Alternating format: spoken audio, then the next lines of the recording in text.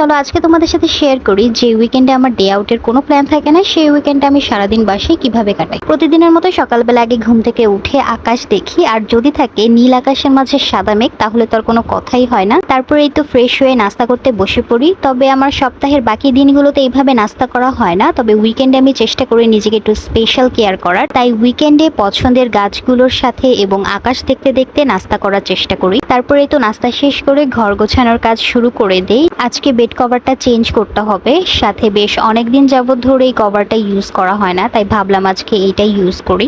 তারপরে তো সব কাজ শেষ করে মর্নিং স্কিন কেয়ার করতে চলে আসলাম। আমি একবারে শাওয়ার টাইমে স্কিন কেয়ার করি, তাহলে আর এক্সট্রা করে শাওয়ার টাইমে স্কিন কেয়ার করতে হয় না।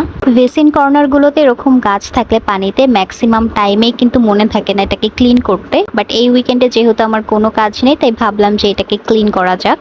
বেশ অনেকদিন পর ক্লিন করার পর গাছটাকে অনেক বেশি প্রাণবন্ত লাগছে, তাই না? তারপরে তো শাওয়ার নেওয়ার জন্য রেডি হচ্ছি। আর রিসেন্টলি আমার এই বডি ওয়াশটা খুবই পছন্দের। শাওয়ার শেষ করে এই হেয়ার টনিকটা ইউজ করে চলে গেলাম নানু বাসায়, কারণ আজকে দুপুরবেলা নানু বাসায় আমার দাওয়াত ছিল।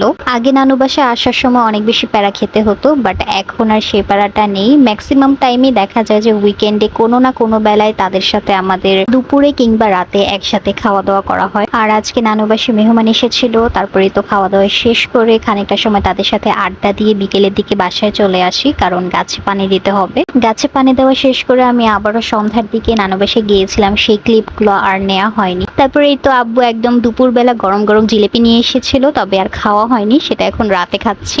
আজকে ডিনারের ক্লিপটাও আমার নেওয়া হয়নি, কারণ নানু বাসায় রাতের খাবারটা খাওয়া হয়েছিল। এখন হচ্ছে স্কিন কেয়ার করব। প্রতিদিন রাতে আমি চেষ্টা করি একটু ডিপ ক্লিনজিং করতে। এটা হচ্ছে ন্যাচারাল একটা স্ক্রাব। সো এই ছিল আমার উইকেন্ডের ডিটেলস। তো তোমাদের কাছে আজকে ব্লগটা কেমন লাগলো অবশ্যই আমাকে জানিও। ওকে, থ্যাংক ইউ ফর ওয়াচিং।